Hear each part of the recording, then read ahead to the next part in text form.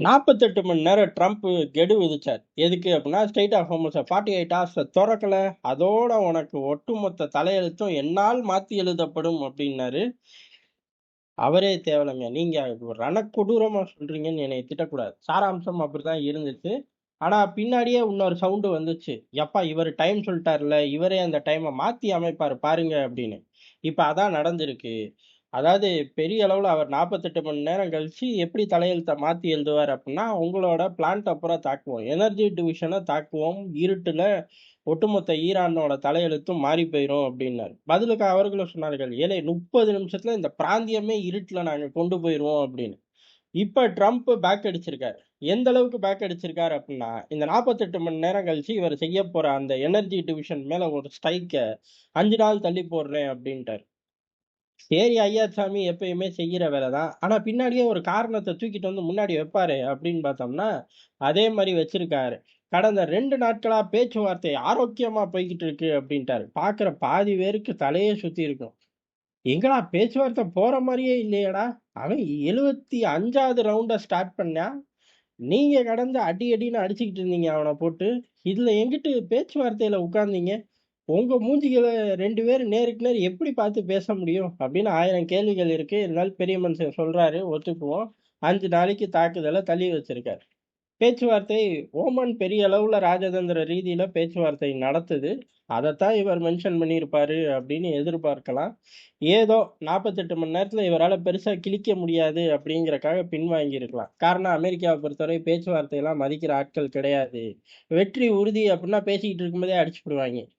வெற்றி இல்ல அப்படின்னா பேசாட்டியும் நாங்க பேச்சுவார்த்தைக்கு வரோம் வரோம் வரோம்பாங்க. இதை எந்த கணக்குல எடுத்துக்கிறதுன்னு தெரியல. ஃபர்ஸ்ட் விஷயம். 2வது விஷயம் அப்படிங்கிறது, இந்த ஈரான் யுத்தம், இந்த மத்திய கிழக்குல இருந்து வளைகுடா வரை இருக்கக்கூடிய யுத்தத்துல இந்த பேச்சுவார்த்தை தான் ரொம்ப மிகப்பெரிய முடிவுகளை எடுக்க வச்சிருது. காரணம் என்ன? பேச்சுவார்த்தை ஓடிக்கிட்டு இருக்கு, தாக்க மாட்டாங்க அப்படின்னு நினைக்கும் போது டக்குன்னு டிக்கெட்டை கழிச்சு ஈரான் கையில கொடுத்துட்றது. ஒரு பக்கம் பேச்சுவார்த்தை 2-3 நாள்ல வெற்றி அப்படின்னு சொல்றது, இல்ல பேச்சுவார்த்தை இறுதி கட்டத்தை வந்துருச்சு, எந்நேரத்துல அக்ரிமெண்ட் அப்படின்னு சொல்லிட்டு டக்குன்னு ஈரானோட பெரிய ஆட்கள் இருக்கிற திசையை நோக்கி ஒரு குண்டை தூக்கி வீசிடுறது. கேட்டா அவர்கள் பேச்சுவார்த்தைன்னு அசால்ட்டா இருந்தார்கள். உள்ளுக்குள்ளேயே நாங்க ஸ்மெல் பண்ணிட்டோம் அப்படின்னு சொல்லி பெரிய அளவு அழுத்தி எப்படி இந்த ஆபரேஷன் கதையை முடிச்சார்கள் அப்படின்னு சொல்லி விஷயம் வெளில வந்துகிட்டு இருக்கும். அதனால இந்த 5 நாள் ஒருவேளை அதுக்காக கூட இருக்கலாம். ஒண்ணு 48 மணி நேரத்துல இவருக்கான ஒரு கிளியர் சிக்னலை அவங்க நாட்டு ராணுவம் கொடுத்துருக்காது ட்ரம்ப் கையில. சார் இதே மாதிரிதான் இழுக்கும் சார். நீங்க நினைக்கிற மாதிரி இல்ல. பதிலுக்கு அவனுங்களும் பத்த வச்சிருவாங்க அப்படின்னு சொல்லியிருக்கலாம். 2வது இவர் உடனே திட்டியிருப்பார். இதை சொல்லதான் உனக்கு பல பில்லியன்களை கொடுத்து ராணுவ தளபதியை உட்கார வச்சிருக்கானா அப்படின்னு திட்டிருக்க அதிக வாய்ப்பு இருக்கு. டக்குன்னு அவர் ராணுவ அதிகாரி பிளான் ஏ பிளான் பின்னு வச்சிருப்பாரு. அதை செய்யறதுக்கு ஒரு 5 நாள் டைம் வாங்கி கொடுங்கன்னு சொல்லியிருக்கலாம். பேச்சுவார்த்தை சிறப்பா போகுது, 5 நாள் தள்ளி வச்சிருக்கேன் அப்படின்ட்டாரு. அப்ப இப்போதைக்கு 5 நாள் தாக்குதல் இல்லை அப்படின்னு எடுத்துக்கலாம். இது ரெண்டும் ராணுவ கண்ணோட்டத்திலையும் அமெரிக்க ராஜதந்திர அரசியல் கண்ணோட்டத்திலையும் பார்க்கப்படுற விஷயமா இருக்கு.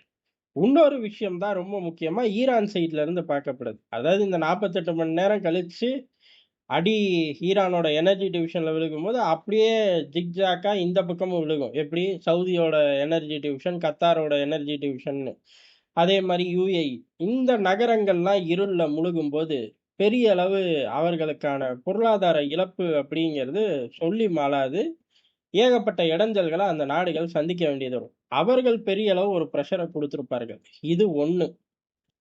இந்த பிரஷர் 100% கொடுத்தா கூட அமெரிக்கா கிட்ட 5% நடந்தாலே பெரிய விஷயம். காரணம் அமெரிக்காவுக்கு தலைவலி இல்லாத வரை அமெரிக்கா பெருசா அதை ப்ரெஷராகவே எடுத்துக்க மாட்டாங்க.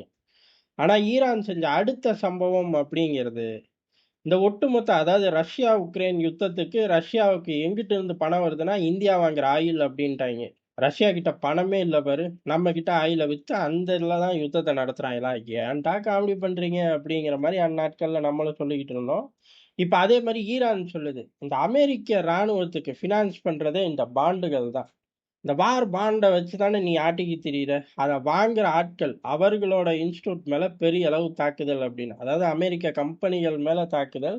அமெரிக்க கம்பெனிகள் பெரிய அளவு அமெரிக்க வார் மிஷினுக்கு ஃபினான்ஸ் பண்ற கம்பெனிகள் மீது தாக்குதல் அப்படின்னா சுத்தி சுத்தி யுத்தம் நடந்தா எந்த கம்பெனி கல்லா கட்டுமோ அந்த கம்பெனி பெரிய அளவு யுத்தத்துக்கான ஒரு ரோட் மேப்பை அமெரிக்காக்குள்ள போட்டு தரும். ஆனா அந்த ரோட் மேப்ல ஜொங்கின்னு வண்டி எடுத்துட்டு போறதுக்குன்னு பல லட்சம் இன்வெஸ்டர்கள் இருக்கார்கள்.